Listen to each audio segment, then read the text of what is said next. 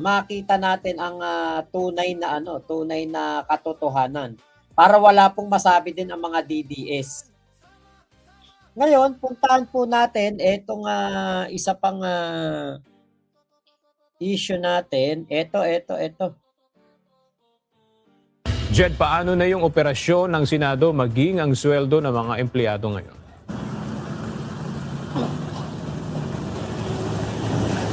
Ayon kay Senator Sherwin Gatchalian, nasa kanila na yung operational control ng Senado lalo na at nai-transfer na ng Land Bank yung pagpirma dito sa mga cheque para sa sweldo ng mga empleyado maging doon sa ibang expenses o finances ng institusyon.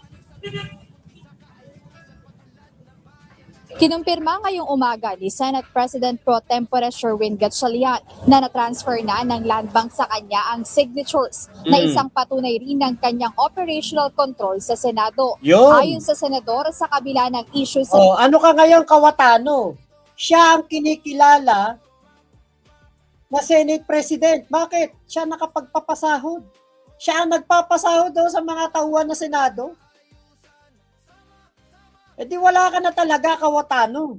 Tapos ka na. Yari ka na. Huwag ka nang kumapit dyan sa pagiging Senate President. Hindi ka na kinikilala. Ang nagpapasahod, ang ating Senate President na si Win Gatchalian.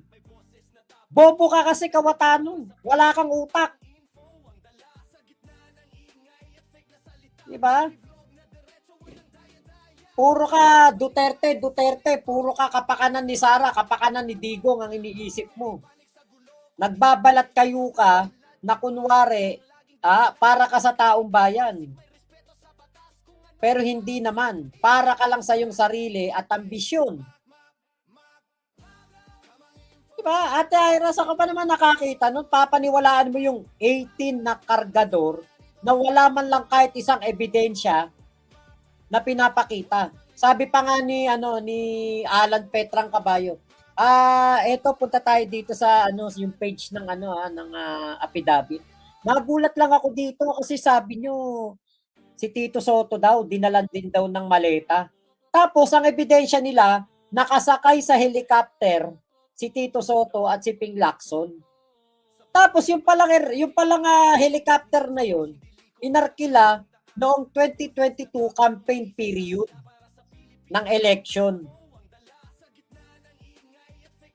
Inarkila pala nila yun para makapangampanya sa iba't ibang parte ng Pilipinas. Tapos ang ginawa nitong mga maleta boys, ebidensya ng pagde-deliver daw kay Tito Soto. Tapos yun daw eroplano na yon o yung helicopter na yon kay Zaldico daw. Yung pala, kamukha lang. Ay, nako. Talagang pang-obob lang Ate Ira. Sayang, Sinayang nitong si Kawatano yung kanyang, kanyang karir. Yes, abogado si Senator Kiko. Diba, Ate Agnes? Congrats. SP win. Bravo. God bless you. Yun, ako po, sinabi pang bayani nitong si Loren Legarda tanga din. Hindi si Loren Legarda kasi desperado na yung anak niya pinagmumulta ng billion eh.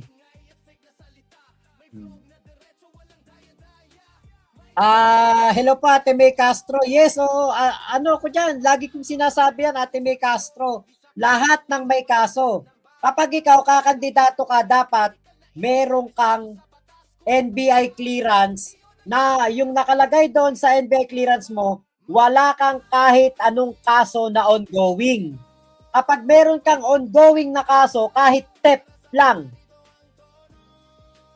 hindi ka pwedeng kumandidato. Ganun sana. Yun sana ang maganda. Ate Cynthia, hello po. Ayan, Ayumi, baby shark, doon ka sa daddy shark mo. Nang sasako ka na rin ba dyan? Kawatano, sakim sa kapangyarihan. Gusto niya talaga gumulo Senado. Palibasa, leader ng Oo, 12 Judas na lang kasi wala na si ano dun si Chis Escudero. Sana yan po ang pag-aralan ng mga tao sa gobyerno. Dapat ipatupad yan para kahit papaano mabawasan ang buhaya sa gobyerno. Kawawa tayong mga taxpayer. Diba? Kasi katulad niya, no? Biruin mo, nagpapasahod si Win Gatchalian na. Tapos kapit tuko ka pa dyan. Ha? Saka nakakita ng ganyang Senate President na sinibak ka na nga sa pwesto, kapit tuko ka pa rin, sumisip-sip ka pa kay First Lady. Kung ano-ano pa binubulong mo kay First Lady. Ala, di naman nangyari. Si First Lady, papaikutin mo? Matalino yun. Hindi mo kasing bobo yun. Sa liderato, nais niyang tiyakin na patuloy at hindi madedelay ang sweldo ng mga empleyado. Kaugnay nito, nakatakda niyang pirmahan ang mga tseke para sa efficiency incentive na ilalabas ngayong linggo, benefits ng mga empleyado at iba pang finances ng opisina ng mga senador. Yun! Today, na fully transfer na ng Land Bank yung signatures. So I'll be signing the signatures saka yung ADA, yung automatic debit arrangement. Parang ano yun pinapadebit yung account natin for various expenses. So today I'll be signing checks and the ADA specifically for the incentives ng mga empleyado, yung efficiency incentive na i-release na natin within the week. Yung Agerte, which is a benefit na i-release natin this week. And yung MOE ng senators' offices, no, para ma-cooperate na sila. Yun! Diba? Samantala, iginiit ni Senator Gatchalian na iisa lamang ang Senado, which is ang Senate of the Philippines. Kasunod ito ng pahayag ni Senator Alan Peter Cayetano na 2 ang Senado sa kasalukuyan. Binigyang diin muli ni Senator Gatchalian na legal at valid ang proceedings noong June 3 na naghalal sa kanyang bilang Senate President pro tempore at Acting Senate President. Pinangahawakan din niya ang pagkilala o recognition sa kanya ng ibang sakay ng gobyerno tulad ng House of Representatives at Executive Department. Gayunpaman, nananatiling bukas aniya ang kanyang opisina sa pakikipag-usap sa lahat ng senador, kabilang ang New Minority Bloc o ang grupo ni na Senator Cayetano. Naku, huwag mo nang kausapin yan. Senator Win, kasi wala rin namang kwenta yan eh. Lalo na yan, si Loren Legarda, saka si Cayetano. Huwag mo na kausapin yan. Si Marco Beta, huwag mo na kausapin yan. Puro katarantaduhan lang ginagawa niya sa Senado. Ikaw ang Senate President na ngayon. Desisyonan mo na yan. Ikaw na ang dapat masunod dyan. Ikaw ang boss dyan. Hindi sila pwedeng mag-arte-arte dyan at umastang parang sila ang mga namumuno dyan. Nakakahiya ang ginagawa ni Alan Petrang Caballo, kapit tuko.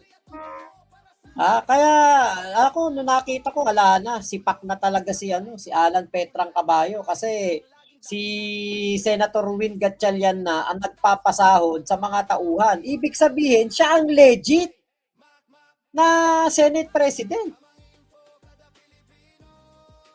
Kung ipipilit pa rin ni Cayetano na siya ang Senate President, sige, pasahurin mo nga yung saka yung sekretary mo ng Senado mong sinasabi mong Senado mo. Pasahurin mo nga. Diba? Kaya soplak na soplak dito si Alan Petrang Caballo. Ewan ko lang. Kapag yan nag-live selling pa rin, makapal na lang talaga ang mukha niyan. Diba? Talagang na lang, kumakapit na lang sa kapal ng mukha itong si Alan Petrang Caballo. Sobrang kapal na lang ng mukha mo. Biruin mo, si Win Gatchalian na nagpapasahod, tapos ikaw, sinasabi mo ikaw ang lehitimong Senate President. Ba't hindi ikaw ang nakapagpasahod sa mga tauhan? Iniipit mo ba yung sahod ng mga tauhan ng Senado para makapag-martial law ka dyan, ha? Para ikaw ang boss, para sa'yo sumunod. Ha? Diktador yan, si Alan Petrang Caballo. Kaya tama lamang yan na etong si Win Gatchalian ang kilalanin po ng ating gobyerno, ng ating executive department, ng Integrated Bar of the Philippines, ng mga ex-Senate President at ng lahat pa po ng mga mamamayang Pilipino. Siya po ang dapat nakilalaning Senate President dahil nga po nasa kanya naman talaga ang kapangyarihan.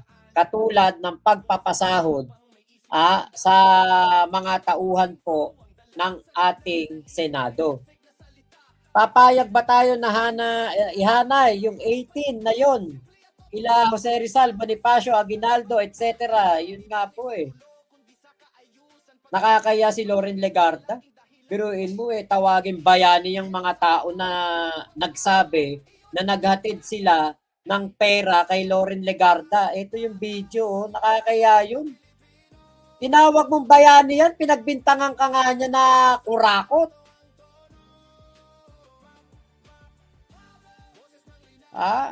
Eto yun